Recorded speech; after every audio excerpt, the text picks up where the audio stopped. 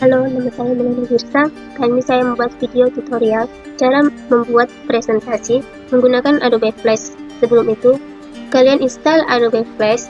Di sini saya menggunakan Adobe Flash CS6. Setelah kalian install, kalian buka Adobe Flash yang telah kalian install dan dia akan muncul pertama kali seperti ini. Di sini ada banyak sekali menu-menunya. Ada Create from Template, Create New, Load, Open a Recent Item. Tapi di sini saya fokusnya ke Action Script 20. Dia akan bertampilan seperti ini. Jika dia tidak bertampilan seperti ini, kalian bisa pilih ini, lalu pilih Essentials. Dia akan bertampilan seperti ini lagi. Apabila kalian ingin mengubah kotak putih ini sesuai ukuran yang kalian inginkan ketika berpresentasi, kalian bisa pilih Windows, lalu Property. Di sini saya sudah mengaktifkan propertiesnya. Sini samping kanan ini sudah muncul. Di sini ada VPS, di sini biarkan saja. Dan sini ada ukurannya atau size. Kalian bisa masukkan sesuai yang kalian inginkan, ukuran yang ingin kalian buat. Ini saya buat 600 x 400 pixel. Oke, ini sudah kita ubah. Di Adobe Flash terdapat menu-menu,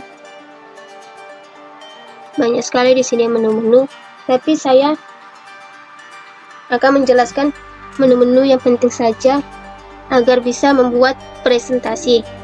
Dan di samping kanan ini terdapat tool-tool, banyak sekali di sini tool-tool, tapi cukup 3 saja yang perlu Anda kenal.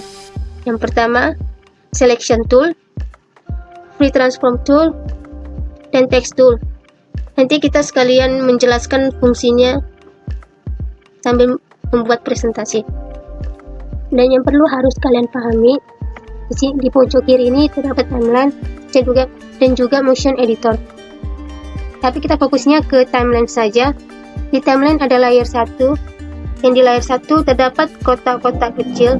Jika di Adobe Flash disebut frame, tapi kita bisa anggap ini adalah slide-slide. Kotak-kotak ini kita anggap slide-slide. Di slide-slide ini, kotak-kotak kecil ini, di sini tempat untuk memasukkan materi yang ingin kita presentasikan. Dan lingkaran kecil ini artinya kalian sudah mengaktifkan slide-nya.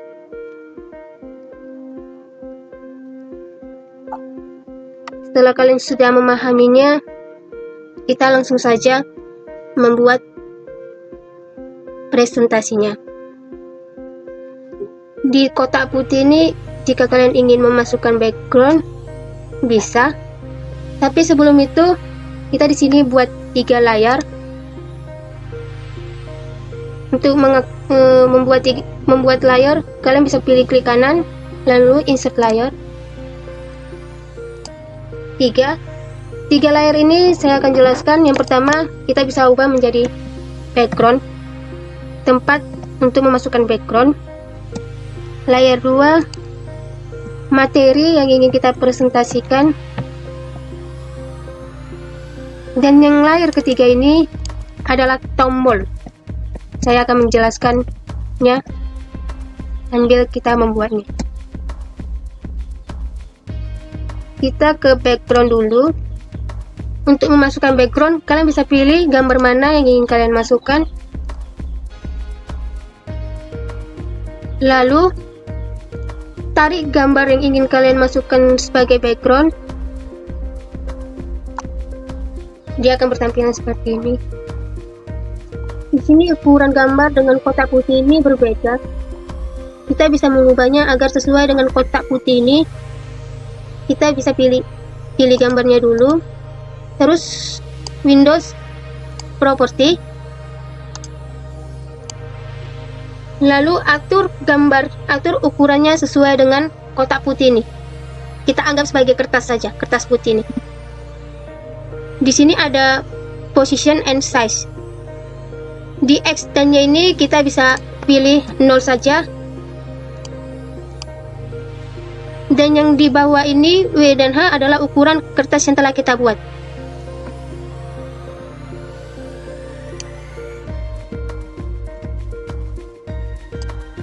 Nah, dia sudah sesuai dengan kertas tadi, ukurannya sudah sesuai.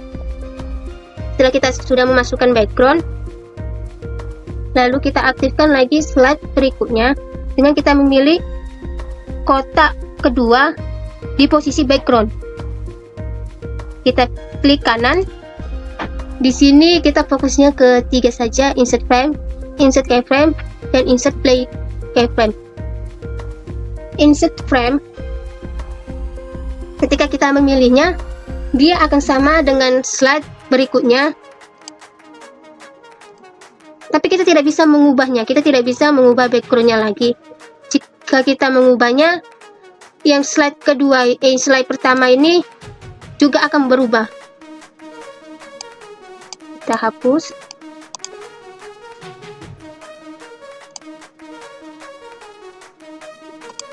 Jika kita pilih insert keyframe, dia akan sama dengan slide yang pertama, tapi kita bisa mengubahnya tanpa mempengaruhi slide sebelumnya. Insert blank keyframe, dia tidak sama dengan slide berikutnya. Dia akan kotak putih. Ya, tidak sama dengan slide sebelumnya. Dia kotak putih, belum terisi dengan background. Lalu kita menghapusnya. Jika ingin menghapus, kita bisa klik kanan, lalu remove frame. Baru kita aktifkan, kita pilih insert keyframe agar kita bisa mengubahnya. Setelah kita sudah mengatur backgroundnya, sudah sama atur backgroundnya, lalu kita masukkan materi. Kita pilih layer materi, lalu kita aktifkan slide-nya. Slide pertama dulu, klik kanan, insert keyframe, lalu kita masukkan materinya.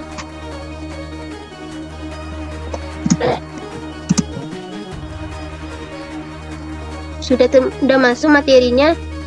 Jika ingin tulisan ini berpindah tempat, kita bisa pilih selection tool, lalu kita pilih tulisannya, lalu kita letakkan sesuai yang kalian inginkan. Kita bisa menaruhnya di sini, tetapi jangan di luar dari kertas ini. Jika di luar, dia tidak akan nampak.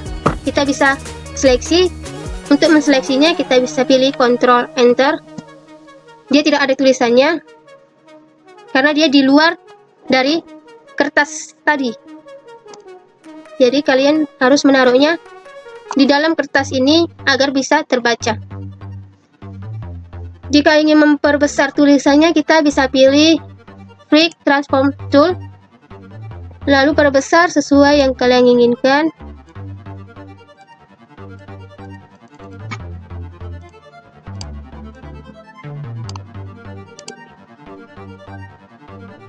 Setelah itu, kalian jika ingin mengubah warna tulisan ini menjadi warna hijau juga bisa, dengan kita pilih tulisan, terus ke fill color. Kita bisa pilih sesuai yang ingin kita masukkan, sesuai warna yang kalian suka. Sini sudah terdapat materinya. Lalu kita aktifkan lagi slide berikutnya sama dengan sebelumnya. Kita pilih, klik kanan, lalu insert keyframe. Dia sama dengan slide sebelumnya, tetapi kita bisa mengubahnya tanpa mempengaruhi slide sebelumnya.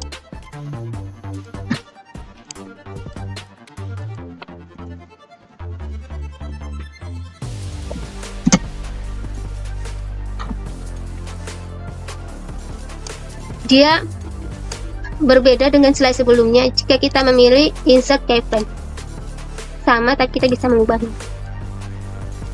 Setelah kita sudah memasukkan materinya, kita ke tombol, layar tombol. Fungsi layar tombol ini adalah jika kita ingin ke slide berikutnya, kita harus menggunakan tombol.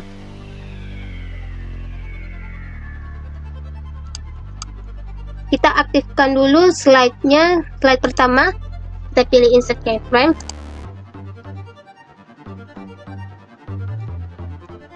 Lalu masukkan gambar tombol. Tombolnya terserah mau tombol apa, sesuai dengan selera kalian. Setelah kalian sudah dapat gambar tombolnya, kalian pilih gambar tombol itu, lalu tarik, masukkan ke Adobe Flash. Dia sudah masuk. Untuk memperkecilnya, kita bisa pilih Free Transform Tool, lalu kita kecilkan.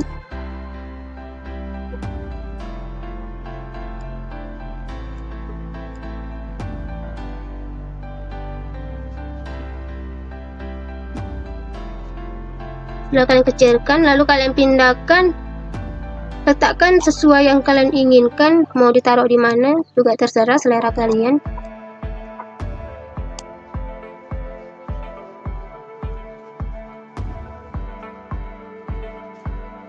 Setelah kalian sudah memasukkan tombol, gambar tombol atau anak panah ini belum bisa berfungsi. Untuk pindah ke slide berikutnya, kita bisa lihat sebelum itu, agar ini bisa berhenti atau tidak terus-terusan seperti ini, kita bisa mengaturnya. Pilih, kita fokusnya ke slide pertama dulu. Slide pertama, lalu klik kanan, lalu kita pilih action, lalu masukkan kodenya agar slide tadi tidak terus-terusan berpindah. Kodenya kita bisa masukkan stop, tanda kurung, sama dengan. Kita bisa melihatnya lagi dengan Ctrl Enter. Dia tidak akan terus-terusan seperti tadi. Dan anak panah ini juga belum berfungsi untuk pindah ke slide berikutnya. Untuk agar anak panah ini atau tombol ini berfungsi, kita klik gambarnya, lalu kita pilih F8 di keyboard. F8, lalu kita namenya nggak usah diubah, tipenya kita bisa ubah menjadi bottom agar dia berfungsi, lalu pilih OK. Itu masih belum berfungsi. Agar berfungsi, kita bisa klik 2 kali pada gambar ini, klik kiri 2 kali, lalu di over kita bisa klik kanan, lalu pilih insert keyframe, lalu kita bisa buat gambar ini. Ketika kita memilihnya, dia akan memperbesar.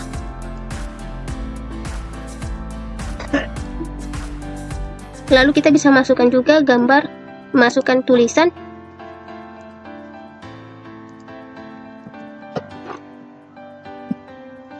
Agar kita tahu tombol ini untuk next atau sebelumnya.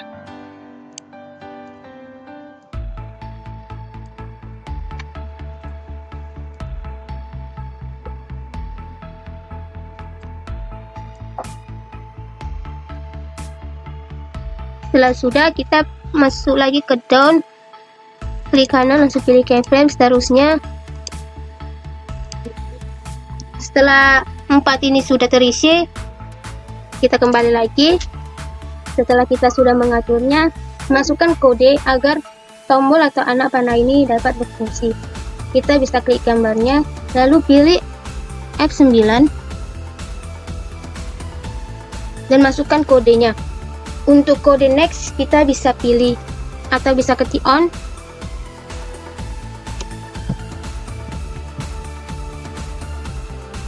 Buka kurung, rewish, tutup kurung.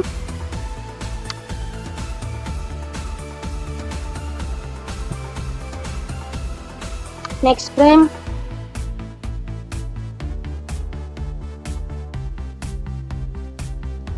Ini adalah kode jika tombolnya itu untuk next.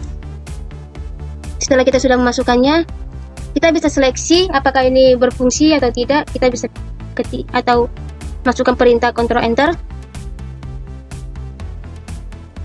kita langsung pilih next.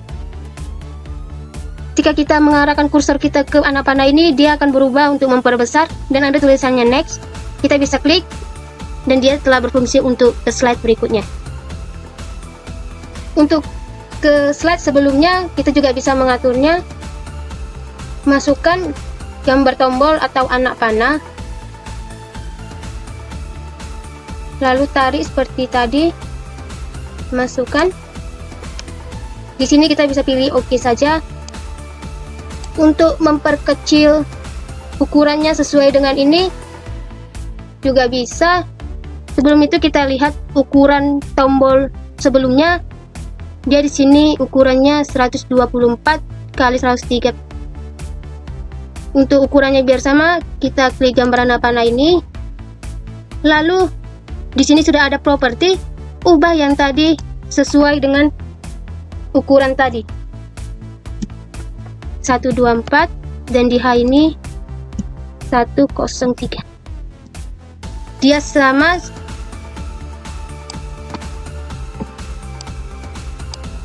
Ukurannya sudah sama dengan ini.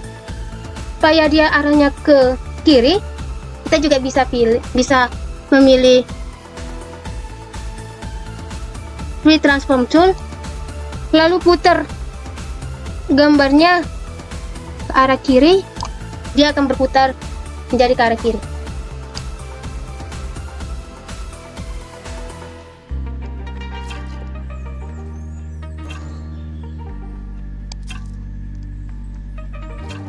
Setelah itu kita aktifkan lagi agar tombol ini bisa berfungsi untuk ke slide sebelumnya. Seperti tadi, kita klik gambar anak panah ini, lalu masukkan perintah F8, lalu ubah namanya, tidak perlu diubah, ubah tipenya menjadi bottom, lalu pilih OK, lalu klik dua kali kiri pada gambar tombol. Lalu kita aktifkan lagi keempat-empat ini. Kita pilih insert keyframe. Supaya sama seperti anak panah sebelumnya, dia ketika kursor kita mengarahkan anak panah ini, dia akan perbesar dan juga ada tulisannya yang berfungsi untuk apa. Kita bisa mengaturnya dengan kita memilih free transform tool. Lalu seperti tadi kita perbesar. Lalu masukkan tulisannya.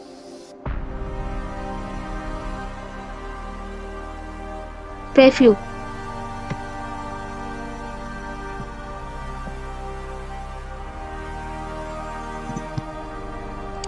Lalu atur tulisannya.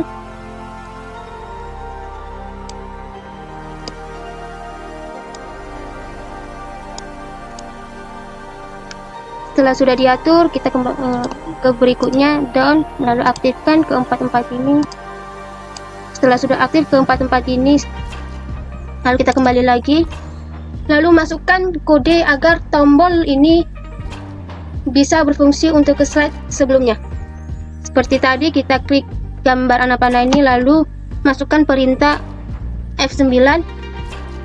Di sini kita masukkan kode untuk ke sebelumnya.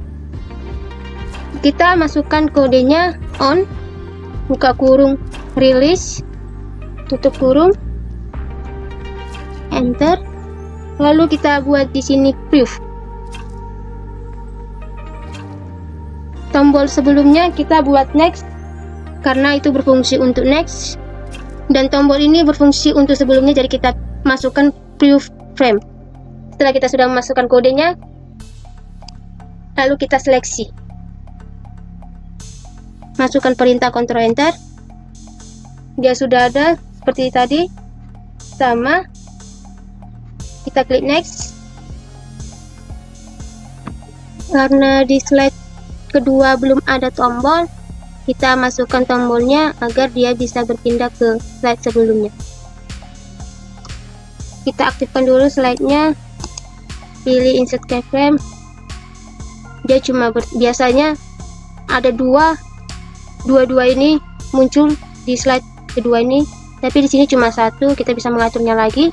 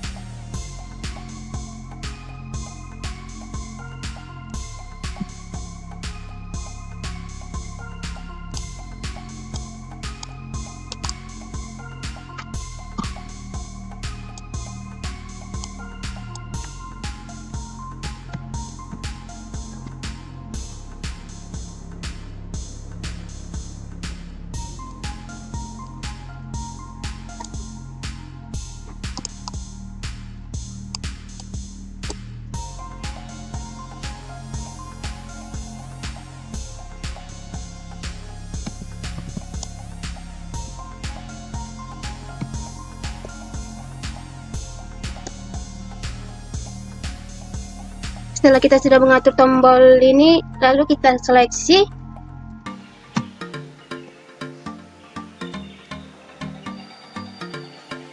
Kita klik ini apakah berfungsi, dan ternyata berfungsi.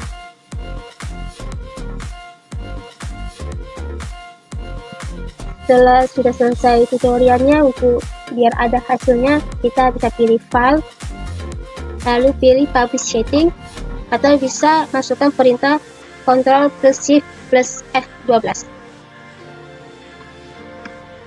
Sini ubah namanya, terserah mau ubah nama apa. Lalu di bagian folder ini masukkan file ini mau ke mana yang ingin kalian masukkan. Sini saya masukkan di desktop, lalu kita harus pilih new folder, lalu terserah folder kalian ini bernama apa.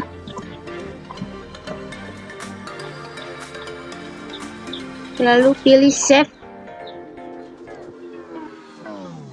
Dan yang dipublish ini ada sekali banyak menu.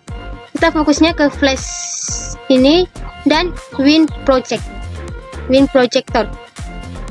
Masukkan namanya yang terserah kalian. Lalu masukkan folder ini sesuai dengan folder yang tadi, file yang tadi. Sudah, kita save. Setelah itu kita pilih OK. Setelah itu kita bisa men-save-nya. Kita bisa masukkan perintah Ctrl S dan masukkan file tadi tersimpan di mana. Lalu bisa diubah. Lalu save. Setelah kita sudah men-save-nya, kita akan mempublish-nya dengan cara pilih file, lalu pilih publish. Selesai, kita bisa melihat hasilnya dengan melihat folder di mana kita meletakkannya. Di folder mana?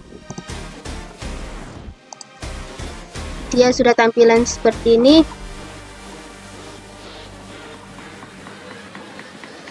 Tugas ICT yang flash dokumen ini, yang artinya kalian bisa pilih ini dan juga bisa mengeditnya jika dia flash dokumen.